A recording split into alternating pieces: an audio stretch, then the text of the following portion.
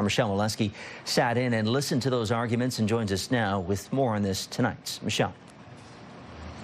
Ricardo, the accused in this matter cannot be identified under a standard publication ban because he was 16 at the time of the offense. Those protections remain, even though the youth is now 2 years older, and the Crown wants him to be sentenced as an adult. The media must also be careful to not report any evidence that might identify the accused. A 16-year-old has pleaded guilty now to second-degree murder. In April of 2023, a 12-year-old boy was killed at his home in Lakeshore.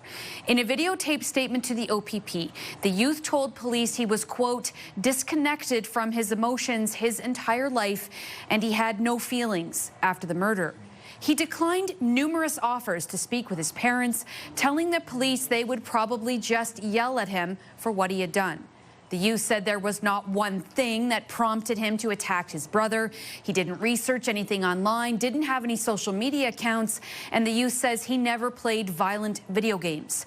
However, court learned a couple of weeks before the murder he went back to see a therapist at his family's behest because of that lack of emotion.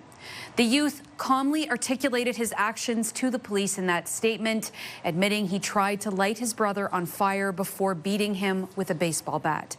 He also told police he knew the consequences of his actions would likely mean life in prison. Now, according to Drexler law, for an adult sentence to be imposed here, the Crown must satisfy the judge on two things. First, that the accused does not have what's called diminished moral blameworthiness. So, for instance, was he coerced to commit an offense, or was he too young to understand the gravity of his actions? Secondly, the judge must be satisfied a youth sentence would not be enough to hold the accused accountable. The sentencing hearing will continue tomorrow, and we are expecting victim impact statements from the boys' parents. Ricardo?